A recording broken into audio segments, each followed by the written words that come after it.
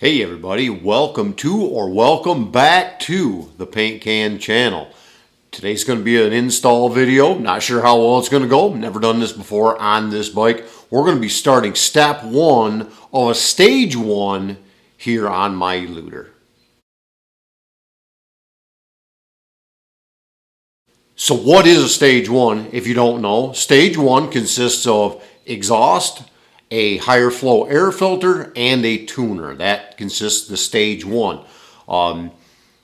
Looking through a lot of videos and a lot of vlogs, blogs, whatever, of different people that have worked on these bikes, there's actually a zero net gain as far as the higher flow filter. So I'm going to skip that part of it because what's on there flows just as much as some of the higher flow filters. And to put a full intake on it, there's only one company out there that makes them, and the price is just insane. So otherwise, you just have to go with a filter element, and the way that it's designed, you're really not going to get much more flow out of it. So step one, we have it right here in the box. The only thing that you can get for an exhaust for an Eluder, and that is Tab Performance slip-ons.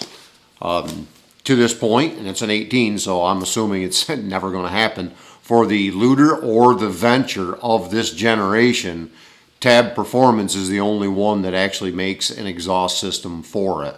And all it is slip-ons. You can get, if you want like semi-quiet exhaust, you can get a 1.75-inch louvered baffle. You can get a 2.5-inch louvered baffle. You can get what they call a zombie, and I think that's because it'll wake the dead.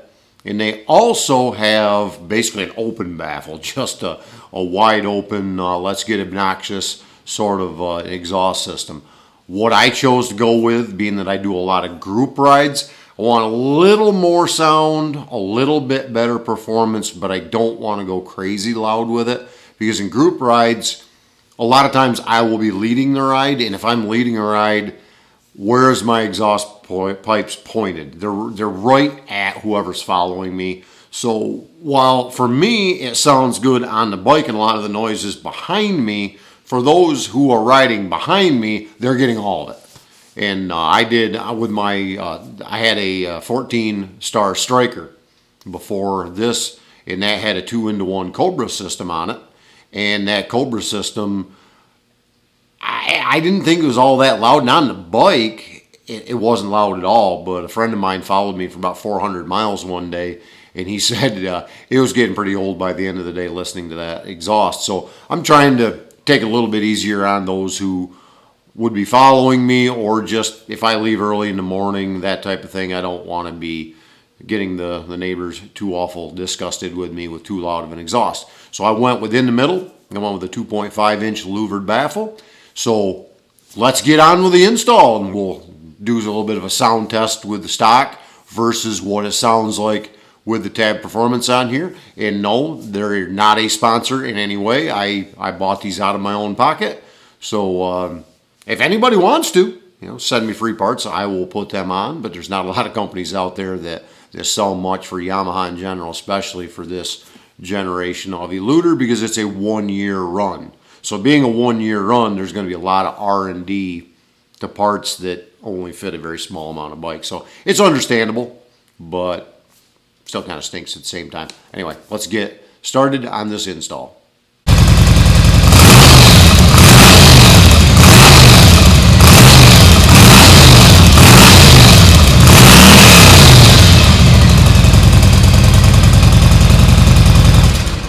So as you can see where the Allen key is there's 2 bolts, one on either side. And then you get down in the bottom here, there are 2 bolts that have to come out of the bottom to remove the saddlebag, and then we can get to the first pipe that we're going to get to. All right, so we got the bolts out, but being this has a tail light in it, it has wires going back through. So I'm going to reach back here, unplug it, and literally pull the bag right off to the side, sit that off to the side. Now we can get to the one bolt right here that holds the pipe on, and then we're going to come up here and take the clamp off. So we put a 9/16 wrench on the nut and bolt. When I originally looked at this, I didn't notice that there was a nut on the back. I thought it was just threaded into the brackets, but no, it's actually a nut and a bolt. There's some spacers in there. I'm not going to take this totally off yet because I want to loosen that clamp up, so I don't want everything just falling in a pile. So next up is the clamp. So as you'll see, getting kind of filthy. My garage is not as clean as it could be. We're going to work on that coming up. You can see my breath. It's cold. It is New York. It is 40 degrees. You can hear rain hitting the roof right now, but we got work to do. Riding season's coming, so we're going to be getting to this.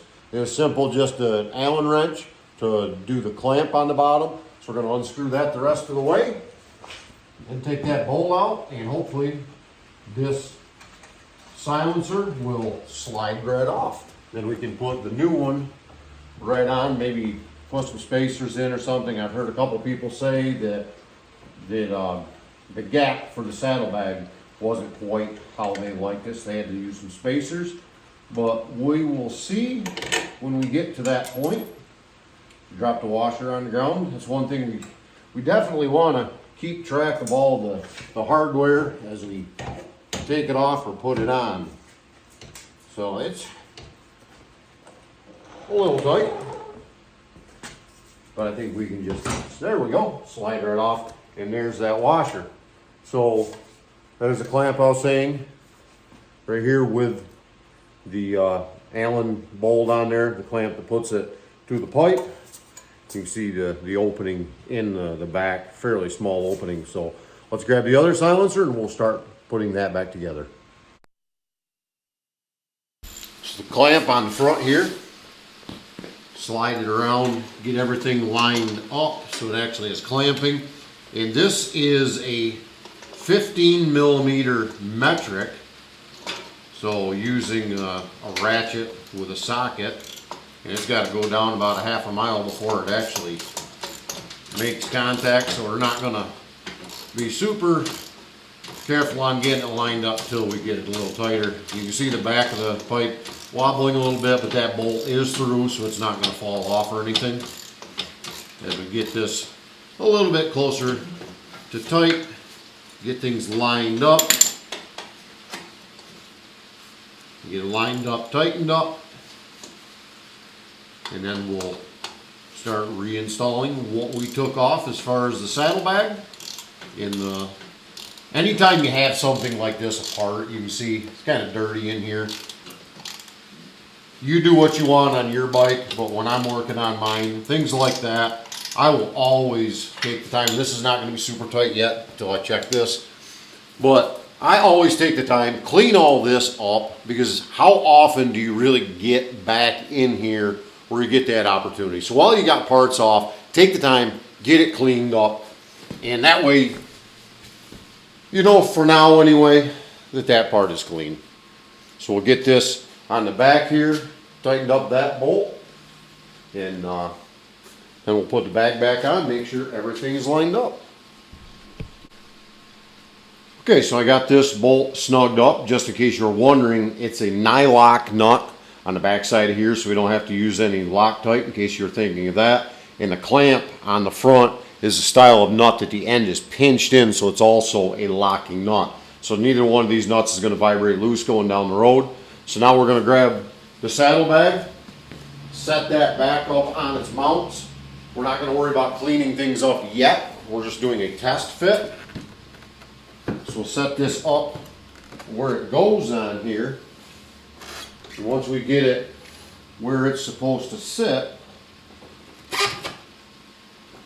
right there, we're going to check in the back to make sure that it lines up with the hole in the bottom of the saddlebag, because there is cutouts in the bag for the exhaust pipe, and we just want to make sure that everything lines up good. And on this side, it does. So the bag will come back off. We will get things tightened up the rest of the way, get it cleaned up, and then we will go put the bag back on and go to the other side. So there we are, all buttoned back up, cleaned up behind it. Got the saddlebag back on. Now we're going to go back over to the other side of the bike, and we're going to change the one on that side. Then we're going to look, see what the difference of what it looks like, and then we're going to see a sound difference. How much different does it sound? Is it much louder? That type of thing. We do know that the original pipes had catalytic converters in it. These do not. So that should allow it to breathe a little bit better, flow a little bit better, maybe get a little better gas mileage, maybe get a little bit more throttle response, a little more overall power. I'm not expecting to set the world on fire, but yeah, we'll see what happens. So over to the other side, when we get that buttoned up, I'll get back to you. All right, so there we are, all completed. Got the tab 2.5 louvered mufflers on. Might have to do a little bit of side-to-side adjustment here with the left one. I'm not sure. We don't need to mess with that in the video. Not sure on that, but you're going to hear this for the first time as I hear it for the first time. How much different will it sound? Will it sound better? Worse? We're going to find out together.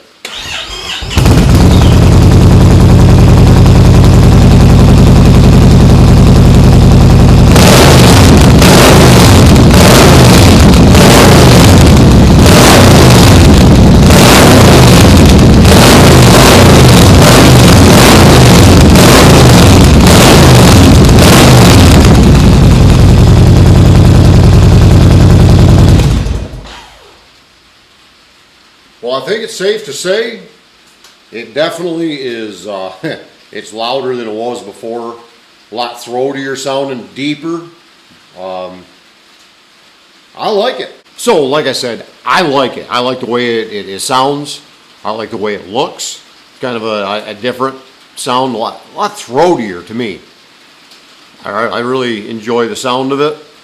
Again, leave a comment. What do you think of the sound of it? We still got to do the tuner on it. And the tuner, I got a DynoJet Power Commander 5. So we're going to do that install as well, but that's going to be on another video at another date. Again, it's 40 degrees. It's the end of March. You can see my breath on the video. It's cold in the garage, so I'm going to get inside where it's warm. I want to thank you for sticking around to the end of this install video. Hopefully it helped you. You might ask the question, so PaintCan, can I do this myself? Well, the answer to that is another question. Are you a dummy? I am. I just did it.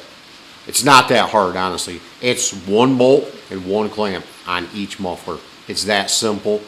I may play with it a little bit, get things lined up a little bit better with the spacing as far as with the openings of the bags themselves, because I'm kind of a freak about the details like that. So I may go back and play with that a little bit with some spacers, but I think I can do that by leaving the bags right on, just put a little spacer here and there. No big deal. Loosen up the clamp in the front, we'll make that work out. Again, we got to do the DynoJet tuner coming up. To do the full stage 1, that would require doing the intake, air filter at a minimum, something like that. But again, like I said earlier in the video, it doesn't do any good really just to change from one high flow filter to another high flow filter. They're both high flow, and the actual breather itself is like $500-600, and it's not enough of a gain. It's negligible. It doesn't do much good, and personally I don't like the look of it. And basically there's only one style of that you can get, and Tab Performance sells that as well. So for those of you in the aftermarket, please consider some Japanese bikes when you're making parts, doing your R&D, that type of thing. A thank you to Tab Performance, because you are the only ones that anyone can find that does an exhaust, and it's literally just slip-ons. I can't find a complete exhaust system anywhere. What's nice about this system is the O2 sensor. That's up in the head pipe. It still has the crossover pipe, because that's again part of the head pipe. So you don't have to mess with any of that stuff. All you literally have to do, one clamp, one bolt. I've seen people on videos claiming it's a 15-minute project. Maybe if you're a better mechanic than me, I'm going to take a little more time, 25, half hour at the absolute longest, and that's getting to the toolbox, getting wrenches out, the whole deal. I mean, this is a very simple swap. Yes, you can do it. And part of me doing some of these install videos is to let you know, yes, you can do it. When I talk about an iron butt ride, yes, you can do it with proper preparation. Working on your bike, don't let it get you intimidated. Yes, you can do it. Am I going to jump into major electrical components or tear an engine down or anything? Absolutely not. I am not a mechanic. I am not that type of thing. But swapping out parts, doing small mods like that, yes, absolutely you can do it. Very, very simple in this aspect. So if you got this style biker, I've done exhausts on other bikes too. Same kind of thing. A full system, you got to do some O2 sensor work. You know, unscrew it, screw it back in. Pretty simple. You got to be careful with your head bolts, the studs, not to snap them off when you. Most of the ones I've done just have a nut. The nut screws off. On a new enough bike, it screws right off with no problem. You're doing it on an older bike, you could end up with some issues. Now the way this is, it's going to be running too lean. That's why you've got to do the tuner on it to make sure that the tune is proper as well. The reason I went with a tune, not a flash of the ECU, is because it's hard to unflash an ECU without sending it back in, whereas a tuner you can just unplug it and you're done. If you want to put it back to stock, half hour worth of exhaust work, unplug the tuner, you're back to stock. No sending an ECU in, none of that. Probably an ECU reflash is better. If it's done right, I'm assuming it probably is better. However, are you riding or are you racing? What's your elevation? There's so many variables that the little bit better in your aspect might not be a little bit better. It might be 6 of one, half a dozen of the other. So that's why I went the route I went with these. Tab 2.5. It's louder, but I don't believe it's obnoxious. Not going to wake the neighbors when I leave the house early in the morning sometimes, so we're good there. And like I said, it's the only one available. So I went with that, went with 2.5, because it's louder, but not terribly. And again, dyno jet to come, the tuner on that, and then we're just going to look around, see what else could be done or should be done, and we'll post those in other videos, and hopefully we're going to get on the road soon.